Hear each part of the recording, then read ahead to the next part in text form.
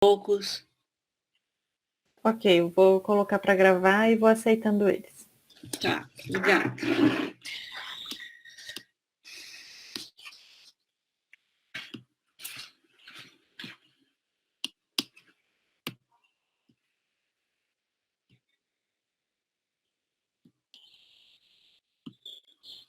Estão vendo a minha tela? Sim. Ótimo, então.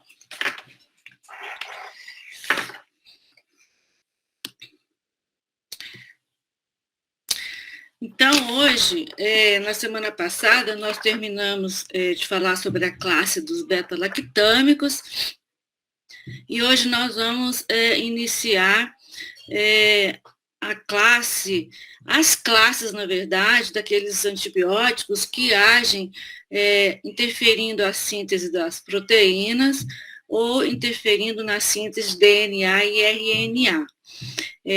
Vocês se lembram que os beta-lactâmicos e aqueles grupos dos beta-lactâmicos, todos os beta-lactâmicos inibem a síntese da parede celular. Então, hoje a gente vai começar falando dos aminoglicosídeos. Os aminoglicosídeos, o primeiro aminoglicosídeo que apareceu foi a streptomicina. Ela foi isolada de um actinomiceto, Streptomyces griseus, em 1943. Então, vocês vejam que os aminoglicosídeos são bem antigos, mas que são antibióticos usados até hoje, são usados com bastante frequência, eles são muito eficazes ainda, e são antibióticos de largo espectro. O actinomiceto, ele é uma bactéria, antigamente achava que era um fungo, por isso ele tem esse nome parecido com fungo, mas na verdade é uma bactéria. São antibióticos de largo espectro. Por que eles não são usados mais do que são? Porque eles são extremamente eficazes para um grande espectro de bactérias, mas eles têm alta toxicidade. E como surgiram outros antibióticos com os mesmos espectros dos aminoglicosídeos e menos efeitos adversos, o seu uso ficou restrito por causa desses efeitos colaterais. Então, só para dar uma introdução, que esse esquema vocês vão ter que saber em todas as classes que a gente vai discutir mais nas próximas aulas, que são os ribossomos bacterianos. Então, lembram vocês que as bactérias são procariotas, elas são unicelulares. O que significa que elas são procariotas? Elas têm um material genético difuso no citoplasma, elas não têm um nucleolo, um núcleo com membrana separada, e dentro do citoplasma elas têm o ribossomo, como todas as células humanas também têm os ribossomos, onde são sintetizadas as proteínas. Então, o que os aminoglicosídeos fazem é inibir a síntese da proteína ou induzir a uma produção de proteína defeituosa dentro da bactéria. E isso faz com que a bactéria não sobreviva. Os aminoglicosídeos, eles são bactericidas, e todos os outros antibióticos que agem inibindo a síntese de proteínas são bacteriostáticos, só os aminoglicosídeos são bactericidas. Então, como é que eles agem? E os próximos antibióticos também. Nós temos no ribossomo, nós temos duas unidades, uma unidade pequena, que é chamada 30S, e uma unidade grande, que é chamada 50S. Esse S é a unidade desse peso e dessa conformação dessa unidade. É uma unidade Svedberg. E quando elas se unem, quando elas estão unidas, nós temos um ribossomo 70S. Vocês vejam que não é a soma dos dois que vai dar 80S. Na verdade, quando nós somamos os dois, nós tivemos uma unidade 70S, porque o que importa aqui não é só o peso molecular da unidade, é a conformação espacial que ele atinge também. Então, quando as duas unidades se unem, eles têm uma conformação espacial que torna essa unidade, esse complexo, com 70S e não 80S. Então, aqui a gente vê de novo a unidade 30S, a subunidade 50S, que são aquelas do primeiro desenho, e aqui nesse complexo das duas subunidades, nós temos alguns sítios. Então, nós temos o sítio A, nós temos o sítio P e nós temos o sítio E. E essa região aqui é onde se liga o RNA mensageiro que veio lá do DNA com a informação das proteínas que a bactéria tem que sintetizar. Então, como é que funciona isso aqui? Nós temos a unidade... Desculpa te interromper, Diva. Eu não estou conseguindo meu acesso para gravar a sua aula. Você pode verificar se você tem a permissão? Eu acho que eu não tenho. Ali no cantinho direito, no atividades, se aparece para você, dentro da própria reunião, naqueles quadradinho, triângulo e bolinha do lado direito. Uhum. Tem uma opção de gravar. Tá igual o meu, a gente não está tendo permissão. Desculpa interromper, eu vou continuar buscando aqui como eu faço para fazer, porque eu estou com a conta da instituição. Uhum. Perdão. Tá, tudo bem, Luísa. De todo caso, Luísa, eu vou mandar depois os slides para eles, tá? Ok. Então, não precisa ficar muito preocupada, não, tá bom? Tá, vou tentando. Uhum. Tá, então, vejam só, como eu falei, nós temos esses sítios, né? O sítio A, o sítio P e o sítio E. E o RNA, esse aqui é o RNA ribossômico, o que está lá no ribossomo. E aí o RNA mensageiro, ele chega com todas as informações a respeito dos aminoglicosídeos que devem ser unidos para formar as proteínas. Então, ele vai passando aqui nesse sítio de ligação e o RNA ribossomo, então, vai produzindo a proteína. Não é o RNA ribossômico que se move. Quem se move é o RNA mensageiro, que vai passando aqui como uma fita. E aí, o que acontece?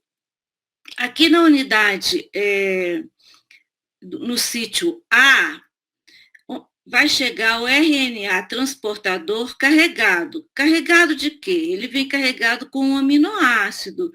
Então, ele chega aqui no sítio A, que é esse aqui. No sítio P significa o quê? Peptidiltransferase, é uma enzima que tem aqui dentro. No sítio P, eu tenho o RNA transportador que já tinha entrado antes. Ele está com a cadeia polipeptídica que está em crescimento. Então, no sítio P, por ação da peptidiltransferase, ele vai passar toda essa cadeia em crescimento para o lado de lá e vai se unir com o aminoácido que o novo RNA transportador está trazendo. Então, a cadeia passa para cá, só que esse RNA transportador vai passar para cá, para o sítio P, quando esse RNA transportador foi embora, porque agora ele não está mais carregado, ele já passou a cadeia polipeptídica para lá. Então, ele vai sair nesse sítio E, que é o sítio de saída do RNA transportador que entregou o aminoácido para a cadeia polipeptídica. E aqui nós temos a cadeia de peptídeo crescente. a gente chama de sítio do peptídeo crescente. É onde essa cadeia polipeptídica que está crescendo está saindo. Então, nós temos aqui os aminoglicosídeos, que nós vamos estudar agora, eles se ligam à subunidade 30S, essa ligação é irreversível, isso cai em algumas provas, perguntando se a ligação dos aminoglicosídeos à subunidade 30S é reversível ou irreversível. Em relação aos aminoglicosídeos, ela é irreversível. Aí ele pede a translação. Translação ou tradução é a mesma coisa. O que é translação ou tradução? É a produção de proteínas, a síntese proteica, a partir de uma mensagem que se encontra no RNA mensageiro. Aí ele vai causar uma leitura incorreta no RNA mensageiro e proteínas, então, sintetizadas de forma defeituosas. Nas próximas semanas, nós vamos estudar os outros antibióticos, cada um agindo num sítio diferente ou numa subunidade diferente do RNA. Então, acontece mais ou menos isso aqui. O RNA transportador traz um aminoácido, entra no sítio A, depois ele passa o que está no sítio P passa para o sítio A, e aí ele descarregou o aminoácido e sai. Então, o RNA transportador ele chega sempre no sítio A cadeia vai passando para ele descarrega o aminoácido e sai. E aí nós temos aqui a streptomicina, que é um aminoglicosídeo. Ele se liga aqui na subunidade 30S e impede essa leitura correta. Então, o RNA transportador que vai se ligar aqui, ele não está trazendo o aminoácido adequado e a proteína é sintetizada de forma incorreta, ou então não sintetizada. Então, isso aqui a gente vai falar nas próximas aulas, repetindo sempre, porque os próximos antibióticos agem sempre nessa região do ribossomo. Bom, os aminoglicosídeos, então, eles são bactericidas. Todos os outros antibióticos que inibem a síntese de proteínas, por exemplo, clorofenicol, a clindamicina, as tetraciclinas, os macrolídeos, as oxazolidinonas, que são antibióticos que a gente vai estudar nas próximas semanas, todos eles são bacteriostáticos. Então, dos antibióticos que inibem a síntese proteica, todos são bacteriostáticos, exceto os aminoglicosídeos, que são bactericidas. E por que isso ocorre? Ocorre por várias razões. Primeiro, o método de absorção na célula bacteriana. Os aminoglicosídeos, eles agem basicamente nas bactérias gram-negativas. Vocês lembram que a gente falou lá atrás que as bactérias gram-negativas, elas têm canais de porinas, e os canais de porinas dificultam a entrada de antibióticos.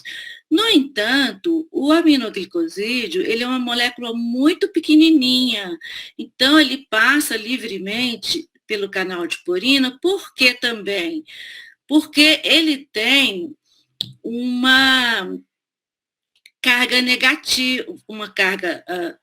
negativa, e o canal de porina tem uma carga positiva. Então, essa diferença de cargas leva a uma atração do aminoglicosídeo e ele passa livremente pelos canais de porina. Então, eles alcançam o espaço periplasmático com muita facilidade. Então, essa é uma das razões pelas quais eles são bactericidas.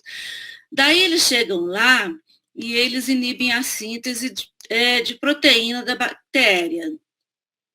E, além disso, eles têm um efeito pós-antibiótico prolongado. O que é um efeito pós-antibiótico? Poucos antibióticos têm efeito pós-antibiótico. É um efeito na supressão do crescimento bacteriano, mesmo após o antibiótico diminuir abaixo da concentração inibitória mínima.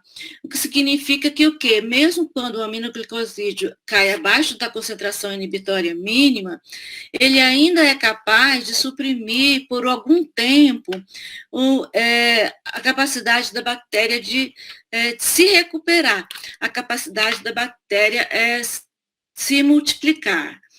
Então, ele acaba, por esses 3 mecanismos, causando a morte da bactéria, ao contrário dos outros, que inibem a síntese bacteriana, que não tem efeito pós-antibiótico e não tem uma absorção tão rápida quanto eles. E aí a morte bacteriana causada pelos aminoglicosídeos é dependente de concentração. Lembro lá no início que a gente tinha os antibióticos dependentes de tempo e os dependentes de concentração. Dependente de concentração é o quê? Quanto maior a concentração que ele atinge, mais rápido ele vai matar as bactérias. Então, se eu tiver uma dose muito alta, eu tenho um efeito maior do aminoglicosídeo do que se ele ficar muito tempo na corrente sanguínea. Então, aqui eu coloquei uma definição, porque a gente vai usar muito nas próximas aulas de antibióticos, uma definição que é internacionalmente padronizada do que é uma bactéria multiresistente, uma bactéria extensivamente resistente a drogas ou uma resistente a pandroga. Essa definição ela é universal e a gente não pode dizer que é uma bactéria multiresistente ou resistente a multidrogas baseado no que a gente quer. Ela é bem definida. Então, quando a bactéria é resistente a pandroga, é porque ela não é suscetível a nenhum antibiótico dentro de todas as categorias. Um exemplo atual é um tipo de Acinetobacter baumannii que recentemente apareceu, ele não responde a nenhum antibiótico ainda. Um antibiótico para atuar sobre ele ainda está em pesquisa. Uma bactéria multiresistente ou resistente a múltiplas drogas, qual é a definição? É quando essa bactéria não é suscetível, e essa não suscetibilidade foi adquirida, a pelo menos um antibiótico em mais de 3 categorias antimicrobianas. Então, por exemplo, uma bactéria que é resistente à cefalosporina, é resistente a um aminoglicosídeo, é resistente ao cloranfenicol, ela é considerada uma bactéria multiresistente ou resistente a múltiplas drogas. O que é uma bactéria extensivamente resistente a drogas? É a não suscetibilidade a pelo menos um antibiótico em todas as categorias, exceto 2. Ou seja, ele só responde ao antibiótico em apenas 2 categorias. Essa é uma bactéria extensivamente resistente a drogas. Nós temos exemplos, por exemplo, de Mycobacterium tuberculosis, que tem resistência extensiva a várias drogas. Então, eu só coloquei essa definição porque a gente vai usar esses termos nas próximas aulas para vocês saberem o que significa. Então, os aminoglicosídeos, eles têm várias características interessantes. Eles têm um efeito de primeira exposição. O que é o efeito de primeira exposição? É quando a primeira dose tem um efeito muito mais potente do que as doses subsequentes. Então, a primeira dose do aminoglicosídeo é aquela que vai matar um número maior de bactérias. As drogas subsequentes vão diminuindo o seu efeito em relação a matar a bactéria. E por isso o aminoglicosídeo ele não pode ser usado por muitos dias. Por isso e por causa da toxicidade também. Então, depois de 10 a 12 dias, o aminoglicosídeo praticamente não tem mais o efeito desejado. Ele é dose dependente. O que significa? É concentração dependente. é o tamanho da dose, o tamanho da concentração que importa, não é o tempo que ele fica na corrente sanguínea. Os aminoglicosídeos são feitos de parenteral, por via parenteral, intramuscular ou endovenosa. Por quê? Porque eles não são absorvidos no trato digestório, não atingem a corrente sanguínea.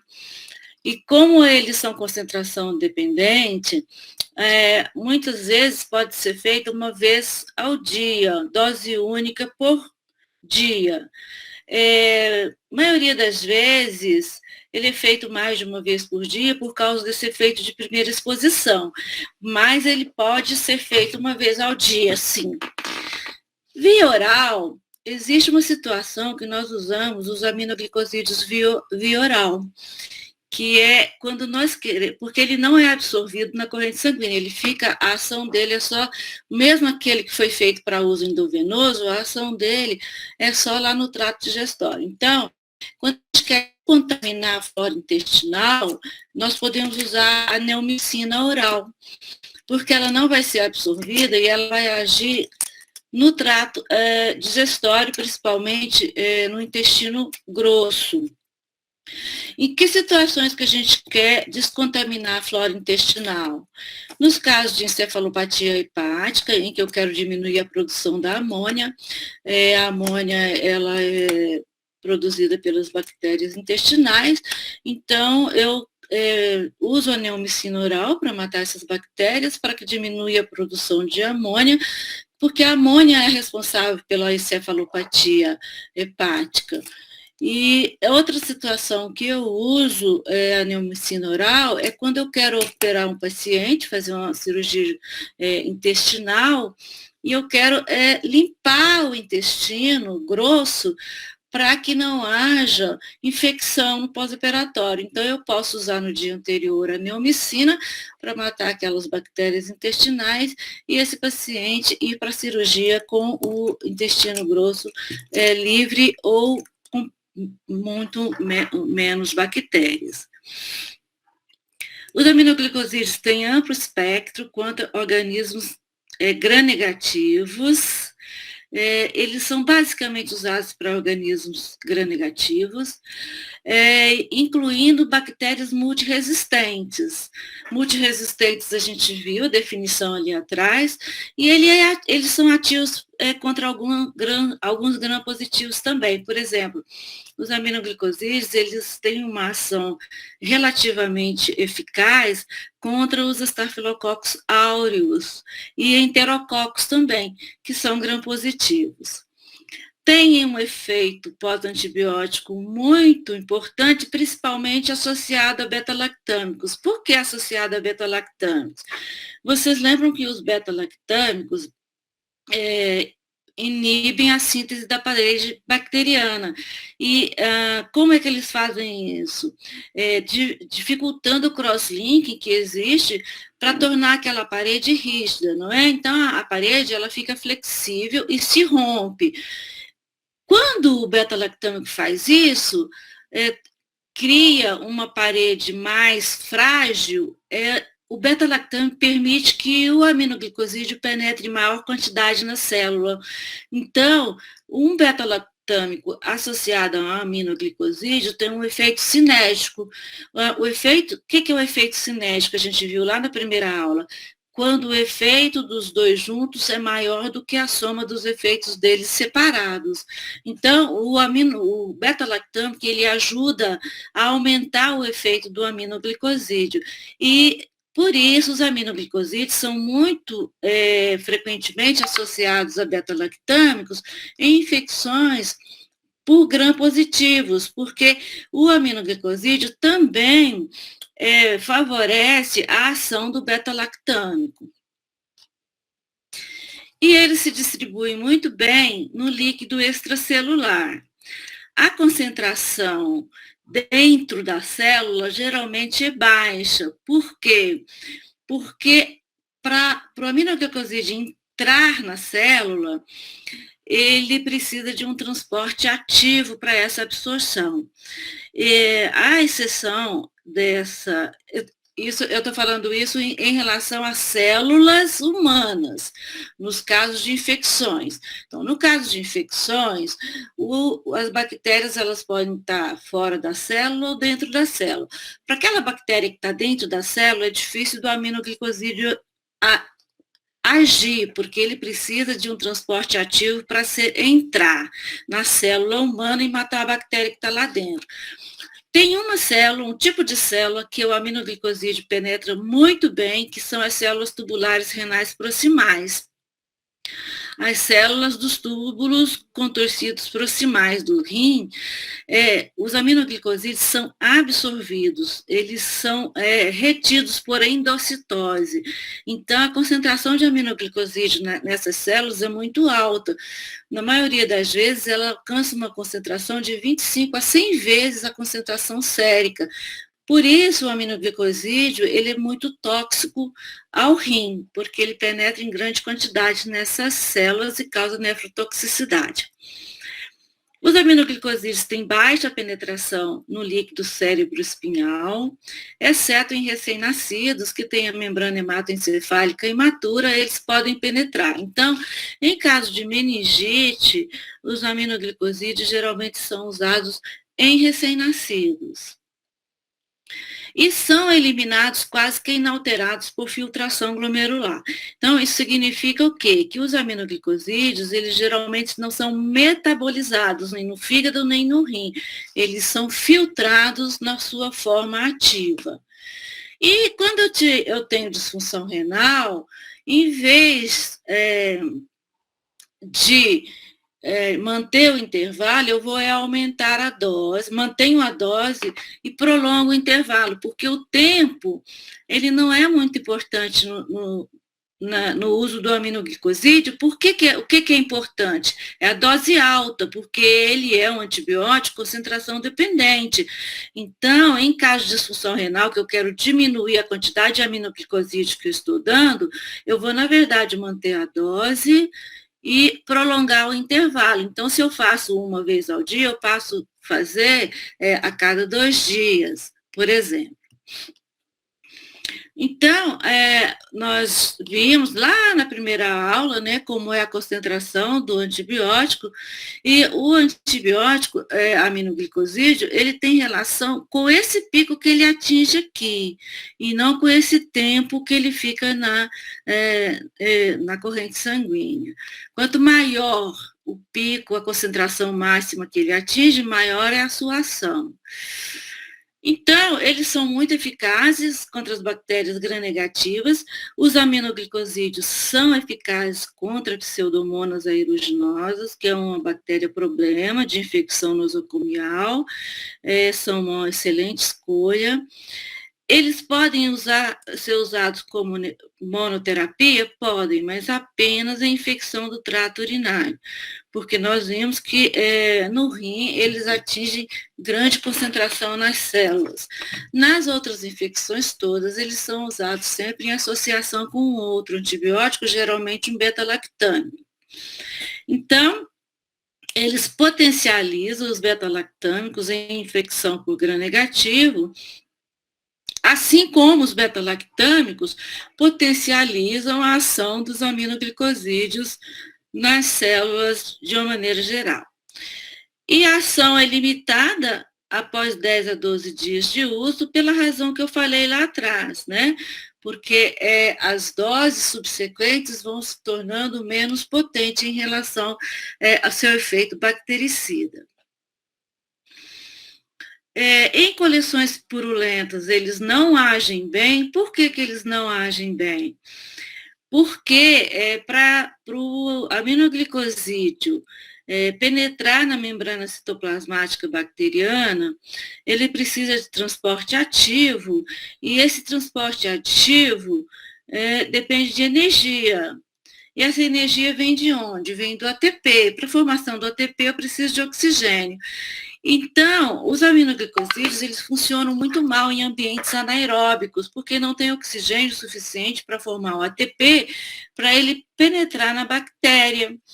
E nós sabemos que nos abscessos, as bactérias que estão aí dentro, elas estão trabalhando sob anaerobiose.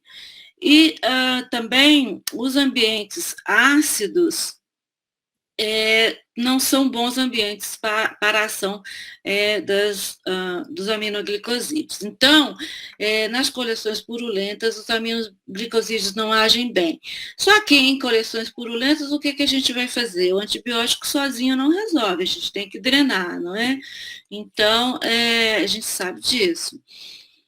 Então, na verdade, os aminoglicosídeos, eles agem em uma grande infinidade de infecções. Não vou citar todas aqui, porque elas são muitas, vamos falar um pouquinho das mais importantes, né? Infecções graves de neonatos, nós falamos que os neonatos, os aminoglicosídeos penetram bem na barreira hematocefálica e só neles. Nos outros pacientes mais velhos, os aminoglicosídeos não penetram a barreira hematoencefálica. Então, nos neonatos, nós podemos usar para tratar infecção do sistema nervoso central, as meningites, as meningoencefalites, e ela é uma boa escolha porque os neonatos, eles têm uma predisposição a ter infecção do sistema nervoso central por gram-negativos. E, nesse caso, a gente sempre associa um beta-lactâmico, no caso aqui a ampicilina, por causa daquele efeito sinérgico entre a gentamicina e os beta-lactâmicos. Logicamente que é uma terapia empírica, quando a gente faz o diagnóstico, e depois, com os resultados das culturas do antibiograma, a gente vai escalonar ou descalonar esses antibióticos. Os aminoglicosídeos ainda são muito utilizados nas pneumonias graves e recorrentes na fibrose cística. Pacientes com fibrose císticas que têm alteração do epitélio do trato respiratório superior, eles fazem uma grande colonização por Pseudomonas aeruginosa. Então, eles costumam ter infecções recorrentes, pneumonias recorrentes e graves por Pseudomonas aeruginosa. Então, nesse caso, existe um aminoglicosídeo, que é a tobramicina, que é bastante usado de forma inalatória para esses pacientes. Em pacientes com sepse, eles podem ser usados como terapia empírica para tratar gram-negativos e sinergismo com os beta-lactâmicos, são uma boa escolha. E também os aminoglicosídeos, eles são usados como segunda ou terceira linha nos casos de tuberculose. Eles agem muito bem sobre as micobactérias, e no caso de micobactérias resistentes às drogas convencionais, como a isoniazida e a pirazinamida, nós podemos substituir, no caso de resistência, por um aminoglicosídeo também. Eles têm grandes atividades contra bacilos e cocos gram-negativos aeróbios. A maior atividade do aminoglicosídeo são nos gram-negativos aeróbios. Eles não agem sobre as bactérias anaeróbias pelos motivos que eu falei antes, né? E a atividade é sobre algumas bactérias gram-positivas. Então, os aminoglicosídeos têm uma ação boa sobre os estafilococcus aureus e estafilococcus epidermides. E eles agem em bactérias gram-negativas problemas. Nós temos a Klebsiella, que é uma bactéria problema, a Serrácea é uma bactéria gram-negativa problema, a Cinetobacter, hemófilos, que é um gram-negativo também. Então, os aminoglicosídeos são escolhidos quando nós suspeitamos que a infecção está ocorrendo por um gram-negativo, ou quando eu preciso de sinergismo com beta-lactâmico para tratar a infecção. Quando eu suspeito de estafilococcus, eu não posso usar o antibiótico, o aminoglicosídeo sozinho, eu tenho que associar um outro antibiótico que age sobre estafilococcus, porque os aminoglicosídeos, eles basicamente agem sobre os estafilococcus aureus meticilinos sensíveis. Então, nós vamos falar especificamente sobre algum deles. sobre a neomicina. A neomicina, ela é um antibiótico que é muito usado de forma tópica, seja cutânea, seja ocular. Então, a forma ocular é muito usada ainda hoje, na forma de colírio ou pomada. Geralmente não é sozinho, geralmente é associado a uma polimixina, mais um anti-inflamatório hormonal. Então, os colírios com neomicina, eles não são sozinhos, eles vêm com polimixina, mas dexametasona. Nós podemos usar na forma de pomada, vocês já devem ter visto muito, em infecções cutâneas por Staphylococcus aureus ou bacilos gram-negativos. De forma isolada, nós temos a pomada de neomicina e nós temos também combinações com bacitracina ou com polimixina. E podemos usar por via oral. Eu já falei antes em que situações nós vamos usar via oral. Lembrando que a neomicina, como todos os aminoglicosídeos, não são absorvidos no trato digestório. Quando nós usamos por via oral, ela vai agir toda ali no intestino grosso. Onde existem bactérias. Então, quando é que eu vou usar via oral? Quando eu quero diminuir o risco de infecção em cirurgia abdominal, eu faço a neomicina no dia anterior à cirurgia para eliminar aquelas bactérias do intestino grosso. Ou no caso da encefalopatia hepática, que eu quero diminuir a quantidade de amônia no cérebro, que é a amônia que causa disfunção neurológica e psiquiátrica, no caso de insuficiência hepática, eu quero diminuir o número de bactérias intestinais, porque, na maioria das vezes, aquela amônia que está causando a encefalopatia hepática, ela está sendo produzida pelas bactérias intestinais. E como o fígado está em insuficiência, ele não consegue metabolizar aquela amônia como acontece em condições normais. Então, eu posso usar a neomicina via oral.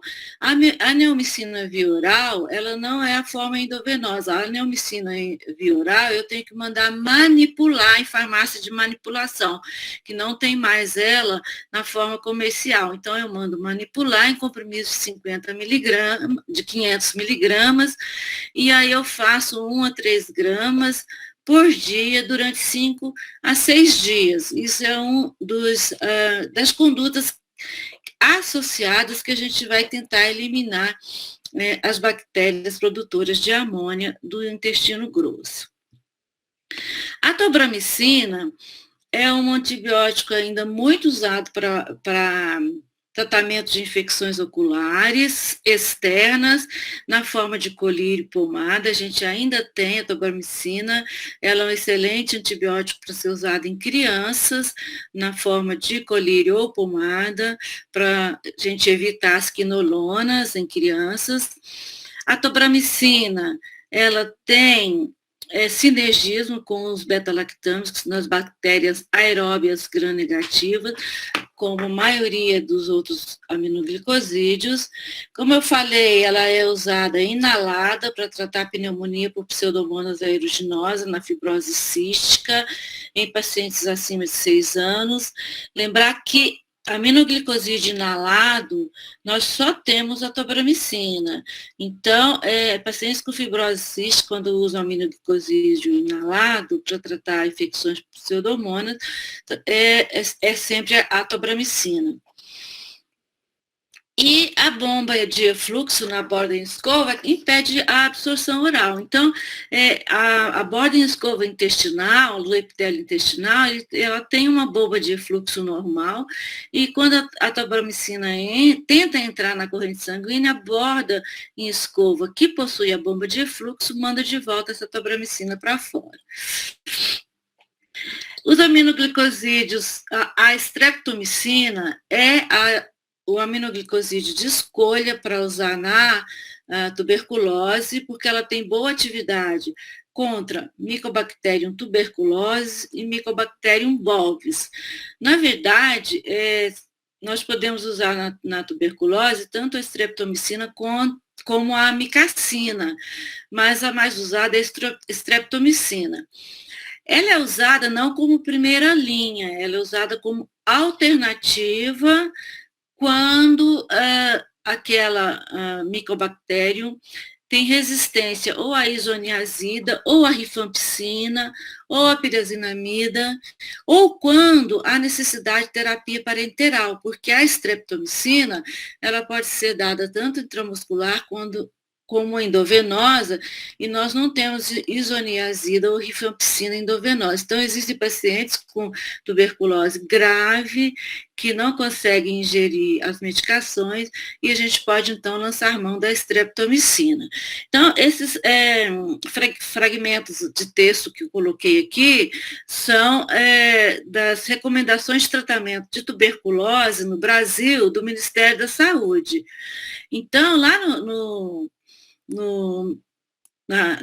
manual de recomendação do tratamento de tuberculose do Ministério da Saúde, fala que os medicamentos com maior atividade bactericida precoce são a isoniazida, cita a streptomicina e cita a rifampicina, ou seja, a streptomicina é um dos antibióticos que tem efeito bactericida precoce contra o Mycobacterium tuberculosis, dentre as 3 maiores drogas com esse fim. Na lesão cavitária, a rifampicina, a isoniazida e a streptomicina são muito efetivas e atuam em pH neutro. Então, aqui está falando de lesão cavitária, não é abscesso, tá, pessoal? Na lesão cavitária, o Mycobacterium tuberculose, ele fica ali na parede da cavidade e a streptomicina, ela chega em quantidade efetiva e ela é muito eficaz como um antibiótico bactericida para todos os tipos de Mycobacterium, na verdade, para Mycobacterium bovis e Mycobacterium do complexo avium também. Professora, só um instante. Volta lá no último slide. Elas são utilizadas separadas ou como sinergista? Utilizam todos para tuberculose? A tuberculose a Mycobacterium tuberculose é uma bactéria que consegue ter resistência muito rápido a um antibiótico. E é uma bactéria de morbidade muito grande. Então, a tuberculose nunca, em nenhuma situação, em nenhum país do mundo, ela é tratada com uma droga só. Então, geralmente, são associações de 3 drogas ou de 2 drogas, sempre, justamente para evitar resistência. Então, sempre que a streptomicina for usada, ela vai substituir uma delas, mas as outras continuam. O nosso esquema de tratamento de tuberculose, não sei se você se lembra, são 2 meses de isoniazida, rifampicina e etambutol, mais 4 meses de isoniazida mais rifampicina. São 6 meses com mais de uma droga. Então, se, por exemplo, o paciente tiver com uma bactéria resistente à isoniazida, ela sai e entra a streptomicina, mas a streptomicina ela vai estar sempre associada com outra droga. A gente nunca deixa uma droga sozinha nas micobactérias, tá? Respondeu? Obrigada. Não, respondeu. Obrigada, professor. A gentamicina. A gentamicina, ela existe no comércio com o nome de garamicina. Qual é a dose diária da gentamicina? 3 a 5 miligramas por quilo por dia em infusão diária. Essa dose vocês têm que gravar. É a única dose dos aminoglicosídeos que vocês precisam gravar, porque a gentamicina é uma das mais usadas nos hospitais públicos, quando há necessidade. E essa dose é a dose clássica, 3 a 5 miligramas por quilo por dia, uma vez ao dia. Ela tem que ser endovenosa, pode ser feita intramuscular também. No caso de intramuscular, ela não é diluída. No caso de ser endovenosa, ela tem que ser diluída em soro glicosado, ela é incompatível com o soro fisiológico e ela tem que ser infundida lenta, em torno de 60 minutos no mínimo, para diminuir a chance de lesão renal. E ela é nefrotóxica, ela é muito nefrotóxica, e a nefrotoxicidade dela ocorre mais quando ela está associada com outra droga nefrotóxica. Por exemplo, com a vancomicina, que é um antibiótico excelente para Staphylococcus aureus meticilino resistente, nós devemos evitar essa associação, porque a vancomicina também é muito nefrotóxica. Uma outra droga que é muito nefrotóxica é a anfotericina B, que é uma medicação para tratamento de fungos. Não devemos associar com gentamicina. E pacientes que estão usando gentamicina não devem fazer uso de contraste iodado endovenoso, porque o contraste iodado aumenta a nefrotoxicidade da gentamicina. Então, a gentamicina, a gente pode usar sozinha para tratamento de pielonefrite, para tratar a infecção urinária. Lembre que a gentamicina sozinha só em caso de infecção urinária. Em todas as outras infecções, ela é associada a um outro antibiótico, geralmente um beta-lactâmico. Então, para tratar a endocardite, eu posso iniciar uma terapia empírica usando a gentamicina mais um beta-lactâmico. Geralmente as endocardites são causadas por gram positivos, mas nós sabemos que a gentamicina sozinha, ela não age em gram positivos, exceto estáfilo, mas ela, associada a um beta-lactâmico, ela aumenta a ação desse beta-lactâmico sobre a gram positiva, a bactéria gram positiva. Infecções de pele, ela pode ser usada associada a um beta-lactâmico. Logicamente, infecções de pele graves, né, gente? Porque a gentamicina, ela é um antibiótico de uso parenteral, então ela é usada em pacientes que internam, ela não vai ser usada em pacientes que estão fazendo tratamento ambulatorial. Paciente com infecção de pele que vai internar, ele tem que ter uma infecção de pele grave, tipo Steven Johnson.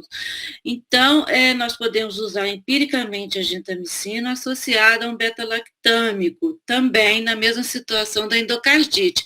Obviamente, essas secreções vão ser enviadas para o laboratório para fazer cultura. Quando chegar o resultado do antibiograma, a gente vai escalonar ou descalonar.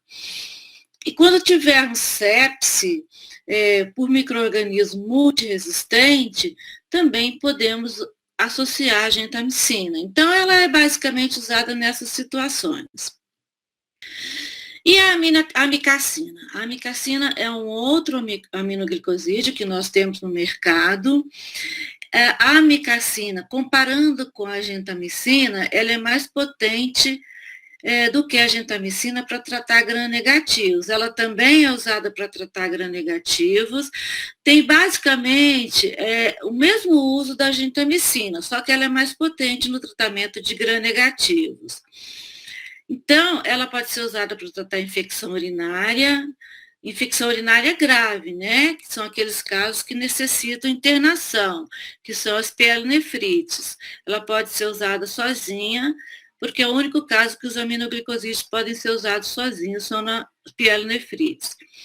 Como a gentamicina nas infecções de pele, associada a beta-lactâmicos, nas micobactérias, quando eu falei da streptomicina, ela age também sobre todas as micobactérias, tuberculose, abscessos, fortuito, e as micobactérias do complexo Avium também.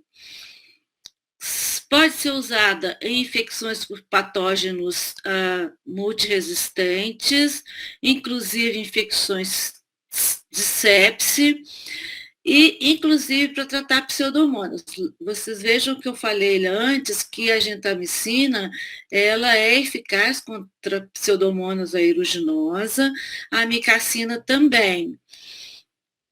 Em algumas bactérias produtoras de beta-lactamase de espectro estendido, ela pode ser usada também, algumas. A amicacina, ela existe no mercado com o nome de Novamin.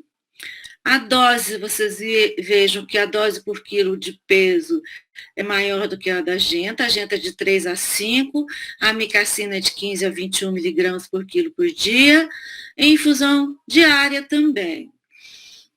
Como a gentamicina, se for diluir, tem que ser em soro glicosado, em infusão lenta, para diminuir a nefrotoxicidade, e intramuscular, ela é feita sem diluição.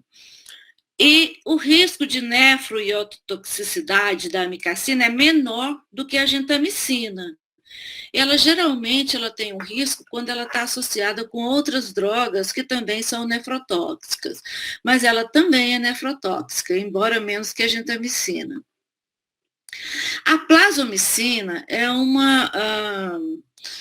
aminoglicosídeo que não tem no Brasil, é um aminoglicosídeo lançado no mercado recentemente. Ele é um aminoglicosídeo sintético, foi gerado a partir de modificações químicas de aminoglicosídeos existentes, e ele foi projetado, esse antibiótico, para superar as enzimas modificadoras de aminoglicosídeos, que é um mecanismo de resistência muito comum de enterobactérias. Então, a plasomicina ela é hoje usada em infecções graves, infecções complicadas do trato urinário, seja pielonefrite por Escherichia coli, Klebsiella pneumoniae, Proteus mirabilis, Enterobacter, e são reservados para pacientes sem opção alternativa de tratamento. Então, a plasomicina é um aminoglicosídeo que foi lançado recentemente no mercado, ela não existe ainda no Brasil, e ela, no mundo, ela está sendo basicamente utilizada para tratar infecções por Proteus mirabilis multiresistente. Então, existe um Proteus que foi isolado recentemente, que é resistente a multidrogas, e a plasomicina tem um efeito eficaz sobre esse Proteus. Então, ela é basicamente usada para Proteus mirabilis multiresistente. Em relação à toxicidade, ela depende muito da dose, ela depende da velocidade de infusão. Por isso, os aminoglicosídeos endovenosos, eles têm que ser infundidos lentos. Quais são as toxicidades? Geralmente, ototoxicidade, a neurotoxicidade,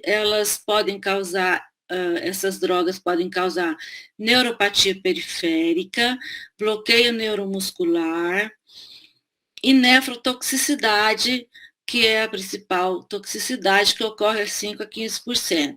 Então, novamente, esses fragmentos de texto são do Ministério da Saúde, do Manual de Tratamento de Tuberculose, dizendo que quando se está usando a streptomicina, se o paciente apresentar hipoacusia, diminuir a audição, tiver vertigem ou nistagmo, tem que suspender a streptomicina e reiniciar o esquema sem essa medicação. Na gravidez, ela é classe D, então ela não pode ser usada. Tem que evitar qualquer aminoglicosídeo na gestação, porque há um alto risco de desenvolvimento de surdez congênita. Essa droga ela tem que ser lembrada sempre que ela não causa toxicidade só à audição e ao rim, mas ela causa bloqueio neuromuscular também. Então, nós temos que tomar cuidado naqueles pacientes que já têm doença por bloqueio neuromuscular. Por exemplo, a miastenia graves, que já tem um bloqueio neuromuscular pelo desenvolvimento de anticorpos antirreceptores de acetilcolina, os aminoglicosídeos não podem ser usados nesses pacientes. Então, a toxicidade renal, ela ocorre em 5 a 10% dos pacientes, é uma fração significativa. O que acontece? Elas são absorvidas nas células tubulares dos túbulos contorcidos proximais, por endocitose. A própria célula renal engloba a molécula do aminoglicosídeo, e aí ela penetra nessas células numa concentração 50 vezes maior do que a concentração sérica, e lá dentro ela causa a morte das células epiteliais, podendo levar, em casos raros, a necrose tubular aguda, a insuficiência renal aguda. Então, a gente sabe, já falei antes, que elas não chegam metabolizadas, os aminoglicosídeos chegam no rim totalmente ativas, totalmente intactos, porque eles não sofrem metabolismo nem hepático nem renal. E eles podem causar tanto uma lesão renal aguda, com reversão e cura, como eles podem levar a uma lesão renal aguda que evolui para uma lesão renal crônica. Mas, de uma maneira geral, isso cai em prova, a toxicidade renal dos aminoglicosídeos é reversível. Por outro lado, a toxicidade dos aminoglicosídeos na orelha, ela é irreversível. Por quê? Porque ela causa lesão ao 8º par craniano, e as estruturas nervosas, elas não se regeneram, a gente lembra disso, não é? Então, o 8º par, ele tem duas porções, uma vestibular e a outra coclear. A vestibular está associado, o ramo vestibular do par craniano 8º, ele está associado ao equilíbrio. Quando eu tenho lesão do ramo vestibular, do 8º par craniano, o paciente vai ter tontura e zumbido. Então, tem que tomar cuidado em pacientes que estão usando aminoglicosídeos, apresentando tontura e zumbido, tem que suspender. E o ramo coclear é o ramo responsável pela audição. Então, o dano ao ramo coclear e as células ciliadas da cóclea, aqui a gente tem a cóclea e aqui a gente tem os cílios da cóclea, que é uma estrutura neuronal. Os aminoglicosídeos acabam lesando essas células ciliadas e levando à perda da audição. Então, gente, a lesão auditiva e vestibular pelos aminoglicosídeos, ela costuma ser irreversível. Quais são os mecanismos de resistência aos aminoglicosídeos? A resistência, ela é rara, muito rara. É interessante que dos antibióticos que surgiram ao longo dos anos, os aminoglicosídeos praticamente não encontraram muita resistência bacteriana. Eles não são usados, eu já falei lá no início, por causa da alta toxicidade deles, né? Mas quais são os mecanismos de resistência quando eles acontecem? Primeiro, alteração do sítio de ligação no ribossomo. Qual é o sítio de ligação do aminoglicosídeo no ribossomo? A subunidade 30S do ribossomo, né? É ali que o aminoglicosídeo age. Então, a bactéria sofre uma mutação, muda uma molécula no seu sítio de ligação e impede que o aminoglicosídeo se ligue a ele. Uma outra forma de resistência é a alteração da permeabilidade. Como é que ocorre essa alteração? A bactéria sofre uma mutação e altera os canais de porina. Alterando os canais de porina, ela diminui o transporte do aminoglicosídeo para o citosol da célula. E também elas produzem enzimas bacterianas. As bactérias, após uma mutação, passam a produzir enzimas que modificam a droga ou impedem que ela se ligue aos ribossomos. São as chamadas enzimas modificadoras de aminoglicosídeos. Então, esses são os 3 mecanismos de resistência aos aminoglicosídeos, embora eles sejam raros. O que é resistência intrínseca? Nós vimos lá na primeira aula que a resistência intrínseca é aquela que a bactéria tem sem nunca ter entrado em contato com o antibiótico. ela já nasceu resistente. Quando os aminoglicosídeos apareceram, essas bactérias já não eram sensíveis a eles, elas já eram resistentes intrinsecamente. Então, quem são as bactérias que são resistentes intrinsecamente? As anaeróbias obrigatórias. Essas bactérias, os aminoglicosídeos não têm o menor efeito sobre elas. Por quê? Porque a captação de aminoglicosídeos requer transporte ativo e sob condições aeróbicas. Sob condições anaeróbicas, os aminoglicosídeos não são captados por essas células porque não tem oxigênio para formar ATP, para fazer o transporte ativo do aminoglicosídeo para dentro das células, né? E várias bactérias aeróbias são intrinsecamente resistentes aos aminoglicosídeos. Um exemplo deles são os enterococos espécies, né? Qualquer espécie de enterococos, que são bactérias cocos gram-positivos. Eles têm resistência intrínseca, significa que eles já nasceram resistentes aos aminoglicosídeos, mesmo sem ter tido contato com eles. Então, vamos estudar rapidinho o patógeno hoje. Nós vamos estudar a Escherichia coli. A Escherichia coli é um bacilo gram-negativo. Vocês lembram que a gente estudou lá no gram, que os gram-negativos aparecem em rosinha, os gram-positivos aparecem em roxo. Vocês veem que eles são bacilos, eles são compridinhos. As bactérias da Escherichia coli, elas possuem flagelos, que são as estruturas compridas. Elas também possuem cílios, que são essas estruturas mais curtas, que aumentam a patogenicidade da Escherichia coli. Ele é um bacilo gram-negativo curto. Então, muitas vezes, a Escherichia coli, ela é chamada de coco-bacilo, que às vezes ela é tão curtinha que parece um coco. Elas são aeróbias, mas elas podem ser anaeróbias facultativas, que significa o quê? Que em condições de anaerobiose, elas podem sobreviver por algum tempo. E elas são a bactéria gram-negativa mais comum do trato digestório, né? São a causa mais comum de infecção do trato urinário.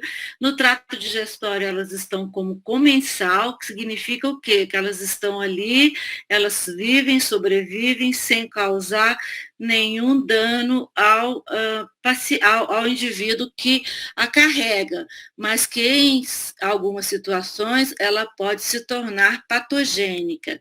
Existem vários subtipos de Escherichia coli, enterotoxigênica, enteropatogênica, Escherichia coli assim, Escherichia coli assado, são vários, são uns 10 subtipos, e esses subtipos são classificados de acordo com os antígenos O e H, que a Escherichia coli possui. O antígeno O está na membrana externa de lipopolissacarídeo, aquela membrana mais externa do que a parede celular. E o flagelo, que aqui vocês estão vendo, tem o antígeno H. Então, dependendo do antígeno O e do antígeno H, ela vai ser classificada em um subtipo.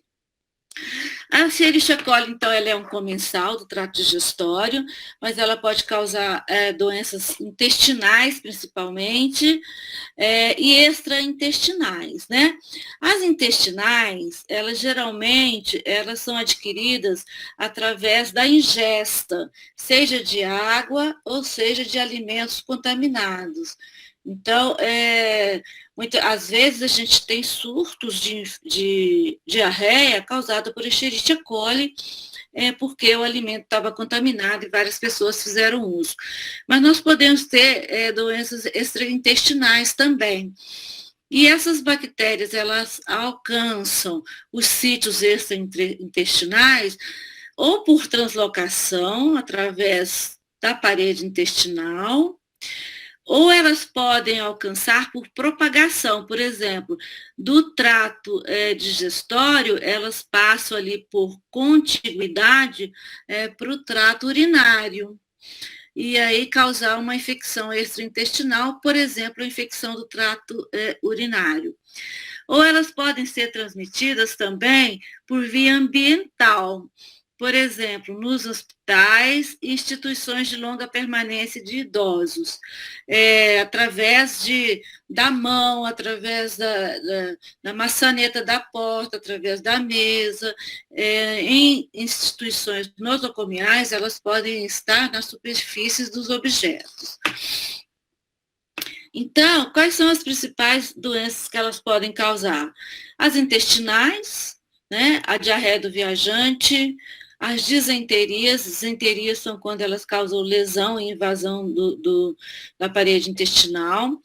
Elas podem causar cistite não complicada, elas podem causar pielonefrite, elas podem causar pneumonia. Então, as doenças extraintestinais podem acontecer principalmente nos pacientes que estão hospitalizados. Eles podem ter pneumonia por Escherichia coli, embora seja um comensal do trato digestório. Podem apresentar peritonite bacteriana espontânea. Em que situação que a gente tem peritonite bacteriana espontânea? Naqueles pacientes que têm ascite. Às vezes a bactéria passa por translocação pela parede intestinal e acaba causando uma peritonite bacteriana espontânea, sem nenhuma solução de continuidade. Elas podem causar meningite sepsis em neonato, porque as crianças que nascem de parto normal, elas podem ter contato com a Escherichia coli ali no trato vaginal da mãe durante o parto normal. E infecções nosocomiais, a maioria dos pacientes que estão usando catéter vesical, sonda urinária, eles vão ter infecção do trato urinário, e geralmente essa infecção é pela Escherichia coli. E também podem causar pneumonia em pacientes em ventilação mecânica. No intestino, elas causam uma lesão do tipo attachment ou effacement. O que é isso? É essa lesãozinha aqui, ó. Aqui está o epitélio intestinal, aqui está a bactéria e ela causa uma lesão. Ela adere ao epitélio, lesa o epitélio e vai penetrando nas células e causa essa lesão aqui que a gente chama de abotoadura de botão. É como se fosse uma casa com um botão. Isso cai em prova também. Nesse caso de invasão, a Escherichia coli ela pode causar diarreia não invasiva, que é, por exemplo, a diarreia benigna do viajante, mas ela pode causar esse tipo de lesão aqui, quando ela é invasiva ou quando ela produz toxina, e nesse caso ela vai causar uma disenteria.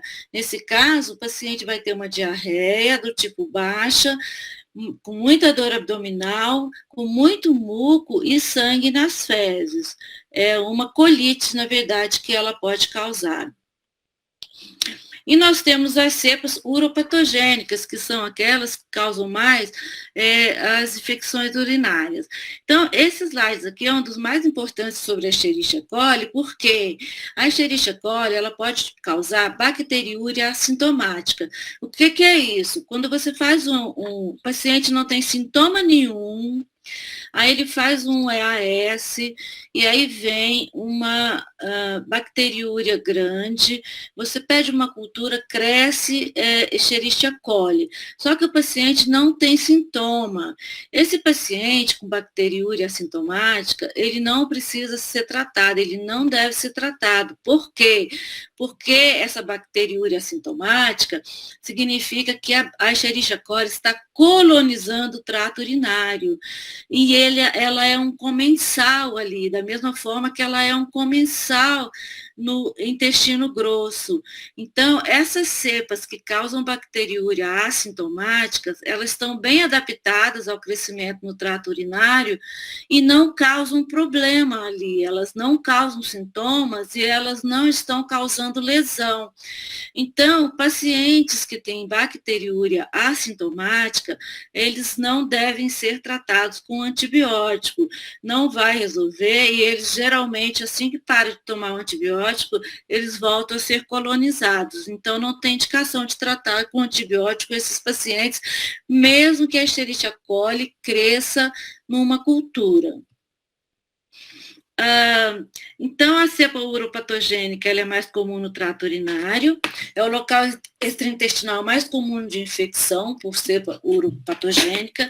Geralmente, as infecções urinárias são mais em mulheres e pode causar bacteremia. Então, a bacteremia por Escherichia coli, na comunidade, geralmente ela vem de infecção de trato urinário. Vocês sabem que a infecção do trato urinário complicada, a pielonefrite complicada, por Escherichia coli, é a principal causa de internação de mulheres jovens em unidade de terapia intensiva. Então, essas infecções do trato urinário com sintomas em mulheres, elas podem cursar com sepse e pielonefrite. Tem que tratar em hospital, com antibiótico endovenoso. Quando a bacteremia por Escherichia coli ocorre em pacientes internados, geralmente o que aconteceu foi uma colonização do trato respiratório inferior. Então, a bacteremia em pacientes internados geralmente vem de uma pneumonia. A Escherichia coli, ela pode produzir beta-lactamase de espectro estendido, e não só, elas podem produzir também carbapenases. Então, a Escherichia coli ela é um problema grande quando ela produz beta-lactamase de espectro estendidos e carbapenases, porque elas transferem essa mutação que codifica essa resistência, essa produção de beta-lactamases para outras bactérias, não necessariamente Escherichia coli, através dos plasmídios. Então, o problema não é só a própria Escherichia coli que está produzindo essas beta-lactamases de espectro estendido e carbapenases. Ela passa para os plasmídios com essa codificação para a Klebsiella, para a Pseudomonas, para outras bactérias. E é isso. Se alguém tiver alguma dúvida, pode perguntar.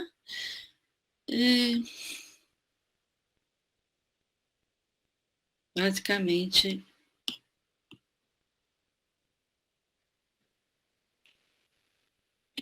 Professora, rapidinho, eu tenho uma dúvida. Você disse que esses remédios, eles não podem ser usados por tanto tempo, porque a partir desse momento não tem mais um efeito, né? A partir, depois de 12 dias. Mas como é que funciona, então, eles na questão da tuberculose, que a gente usa por no mínimo 6 meses? A tuberculose é diferente, porque a tuberculose, é a streptomicina que se usa, e ela é usada a longo prazo, mas ela não deixa de ter ação. Na verdade, nenhum deles vai deixar de ter ação.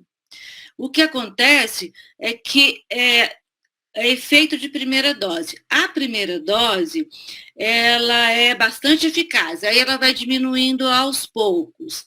Só que para infecções graves, infecções nosocomiais, com 10 a 12 dias, basicamente, o antibiótico ele não está tendo mais um efeito esperado. Na tuberculose é diferente, porque na tuberculose, o Mycobacterium tuberculose, ele não precisa de uma atividade muito potente do antibiótico, porque quando ele é sensível a qualquer uma das drogas, ele é bastante sensível. E na tuberculose, ele é sempre associado a outra droga que age também matando a bactéria, e ele, na verdade, não tem esse efeito. Esse efeito não é considerado como um fator de diminuir ou tirar a droga, porque ela continua, o aminoglicosídeo ele continua tendo efeito por vários dias, por vários meses, em dose baixa, em ação terapêutica mais baixa, mas na micobactéria, essa ação terapêutica baixa, ela é suficiente para agir de forma eficaz. É uma característica da micobactéria. Entendi, obrigado.